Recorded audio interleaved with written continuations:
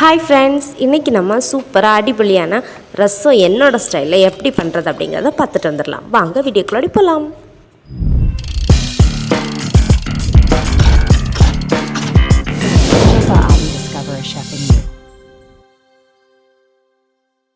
ரசம் பண்ணுறதுக்கு ஃபஸ்ட்டு நம்ம இன்க்ரீடியன்ஸ் எல்லாமே நல்லா கிரைண்ட் பண்ணணும். ஸோ இன்றைக்கி நான் இடிக்கல்ல தான் கிரைண்ட் பண்ண போகிறேன். உங்கள்கிட்ட இடிக்கல் இல்லைன்னா நீங்கள் மிக்சியில் கூட நீங்கள் ஒரு சுத்து விட்டு எடுத்துக்கலாம். இப்போ நான் இடிக்கல்ல ஒரு ஸ்பூன் மிளகு ஆட் பண்ணுறேன்.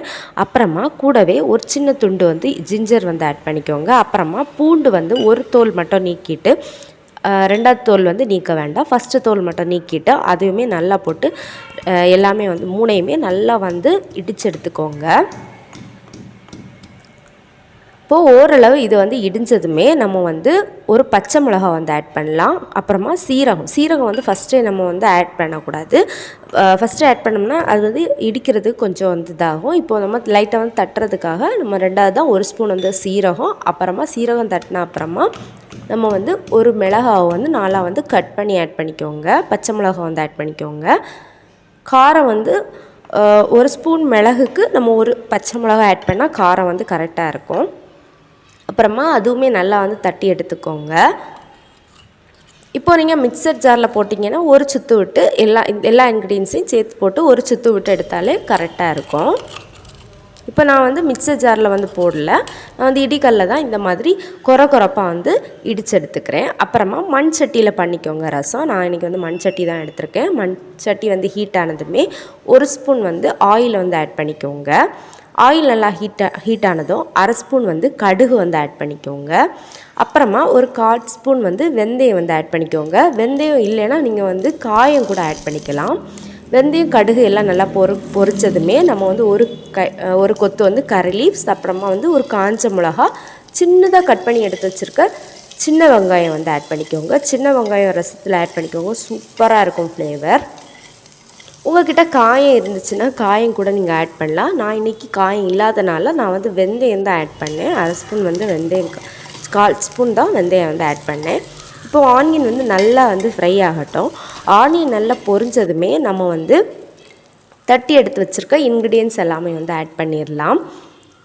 இப்போ ஆனியன் கோல்டன் ப்ரௌன் ஆனதுமே நம்ம தட்டி எடுத்து வச்சுருக்க இன்க்ரீடியன்ஸ் எல்லாமே ஆட் பண்ணி நல்லா மிக்ஸ் பண்ணி விட்டுக்கோங்க. நம்ம ஆட் பண்ண இன்க்ரீடியன்ஸ் எல்லாமே நல்லா ஃப்ரை ஆகணும். ஆயிலில் ஃப்ரை ஆகி லைட்டாக கருகிற ஸ்டேஜில் தான் நம்ம தக்காளி ஆட் பண்ணணும். ஸோ நல்லா வதக்கி விட்டுக்கோங்க. அப்போ தான் அதோடய ஃப்ளேவர் சூப்பராக இருக்கும் ரசத்துக்கு. இப்போ எல்லாமே நல்லா ஓரளவு செவக்க வறுத்து எடுத்தாச்சு. இப்போ 2 தக்காளி எடுத்துக்கோங்க. தக்காளியை 4 கட் பண்ணிக்கோங்க. 4 கட் பண்ணி அதுவுமே நல்லா வதங்கணும்.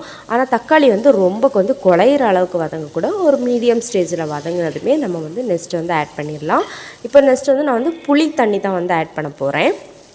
இப்போ தக்காளி லைட்டாக வதங்கினதுமே நம்ம புளி தண்ணி ஆட் பண்ணிக்கலாம். புளி ஆல்ரெடி நான் ஒரு 15 மினிட்ஸ் கிட்ட ஊற போட்டு எடுத்து வச்சுருக்கேன். புளி தண்ணி தான் ஆட் பண்ணி லைட்டாக புளி தண்ணி லைட்டாக கொதித்து வர ஸ்டேஜில் நம்ம ஒரு ஸ்பூன் மல்லித்தூள் ஆட் பண்ணலாம். அப்புறமா அரை ஸ்பூன் மஞ்சள் தூள் ஆட் பண்ணிக்கோங்க.